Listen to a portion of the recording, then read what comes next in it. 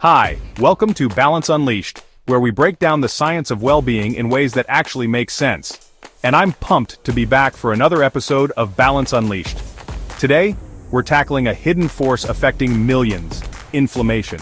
It's been called the root of disease, the reason for chronic pain, and even the silent saboteur of your health. But is it really that simple? Now, you've probably heard all sorts of things about inflammation. That it's bad, that it causes disease, that it's the root of all evil. And you know what? Some of that is true. But there's a whole lot of misinformation out there too. That's why we're breaking it down, myth-busting the biggest claims and giving you the straight facts backed by science so you can finally understand how to take control of your health. Let's do this. Okay, before we jump into the nitty-gritty, let's make sure we're all on the same page. What exactly is inflammation? In the simplest terms, it's your body's natural defense mechanism.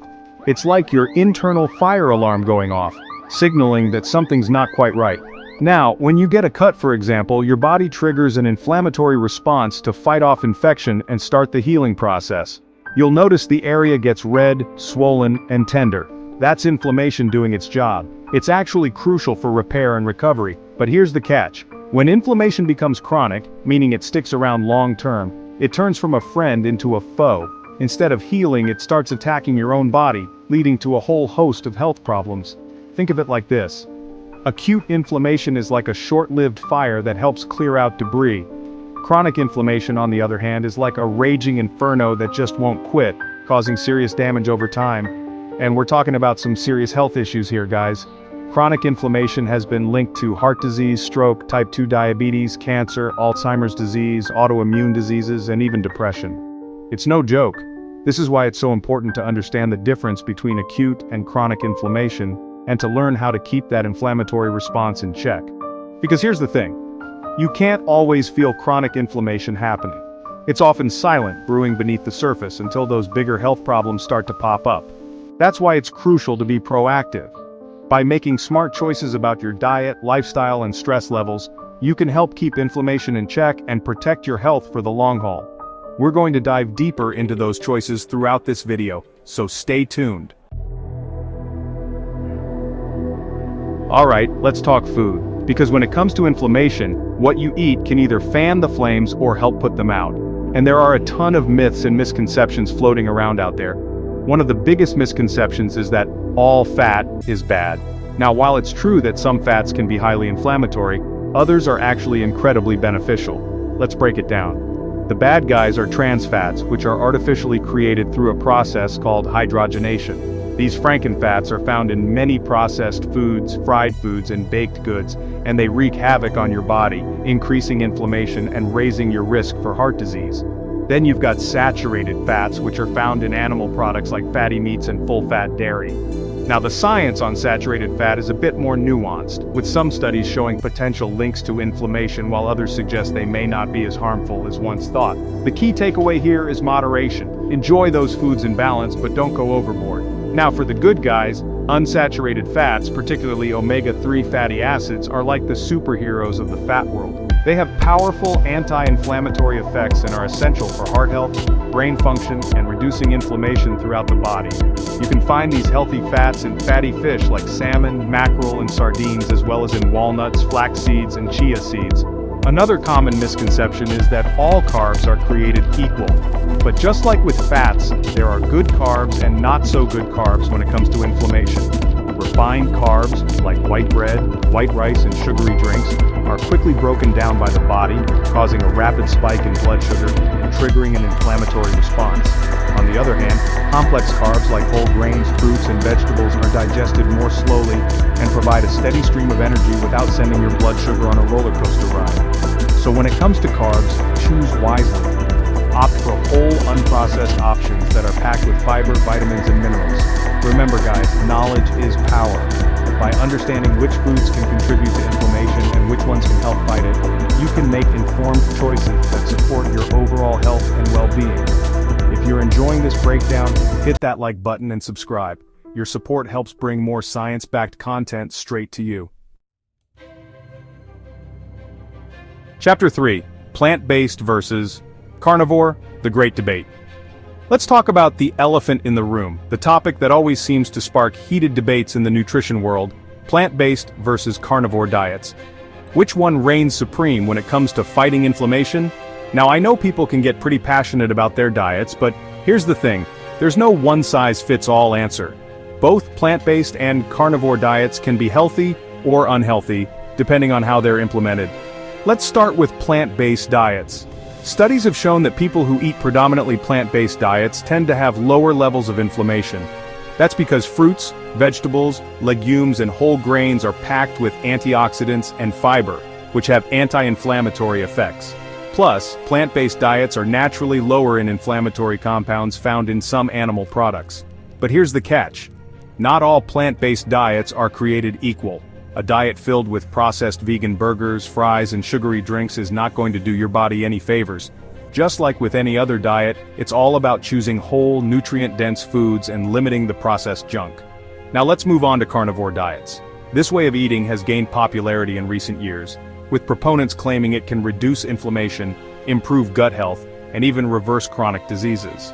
While there's limited scientific evidence to support all of these claims, some studies have shown that well-formulated carnivore diets can lead to improvements in certain inflammatory markers. However, it's important to note that carnivore diets are extremely restrictive and can be difficult to maintain long-term. Plus, eliminating entire food groups can lead to nutrient deficiencies if not carefully planned. So, where does that leave us? The key takeaway here is that both plant-based and carnivore diets can be part of a healthy lifestyle, but it's crucial to focus on quality over quantity. Whether you choose to eat mostly plants, mostly animals, or a combination of both, prioritize whole, unprocessed foods and listen to your body. And hey, if you're ever unsure about making major dietary changes, it's always a good idea to chat with a registered dietitian or a healthcare professional who can provide personalized guidance. Chapter 4. Your anti-inflammatory cheat sheet. Alright, let's cut to the chase. What can you actually eat to keep inflammation in check? Here's your anti-inflammatory cheat sheet. First up, load up on colorful fruits and veggies. Think berries, leafy greens, broccoli, peppers. The more vibrant the rainbow on your plate, the better. These nutritional powerhouses are packed with antioxidants and anti-inflammatory compounds. Next, embrace healthy fats. Incorporate fatty fish like salmon, mackerel, and sardines into your diet at least twice a week. And don't forget about plant-based sources of omega-3s like walnuts, flax seeds, and chia seeds. Spice up your life with turmeric, ginger, and garlic. These culinary staples not only add flavor to your dishes but also boast potent anti-inflammatory properties. Choose whole grains over refined grains. Opt for brown rice, quinoa, oats, and whole wheat bread instead of their white processed counterparts. Hydrate, hydrate, hydrate. Water is essential for flushing out toxins and keeping your body functioning optimally. Aim for at least 8 glasses a day. Now let's talk about what to limit. Cut back on sugary drinks. Soda, fruit juice, and sweetened beverages are major culprits behind inflammation. Stick to water, unsweetened tea, or sparkling water with a splash of lemon or lime. Reduce your intake of processed foods. This includes packaged snacks, fast food, and anything that comes in a box or a bag. These foods are often loaded with unhealthy fats, sugar, and additives that can contribute to inflammation. Limit your alcohol consumption. While an occasional glass of red wine might have some heart-healthy benefits, excessive alcohol intake can fuel inflammation. And last but not least, listen to your body. Pay attention to how different foods make you feel. If you notice that certain foods tend to trigger digestive issues, skin problems, or other symptoms, it might be worth experimenting with eliminating them from your diet to see if it makes a difference.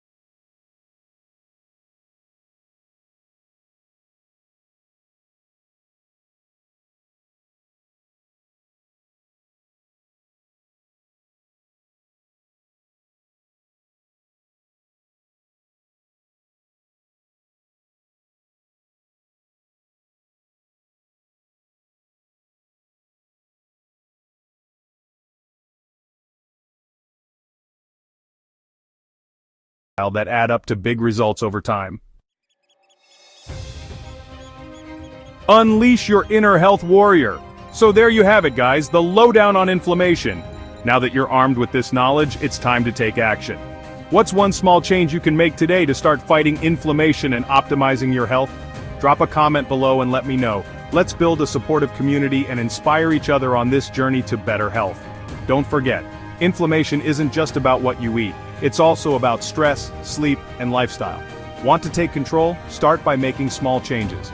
Drop a comment below. What's your favorite anti-inflammatory food? Let's build a list together. Want to go deeper? I've linked 2 amazing books in the description that break this down even further, worth every page. Your health isn't just about calories, it's about inflammation. Until next time, stay healthy, stay informed, and keep those bodies balanced.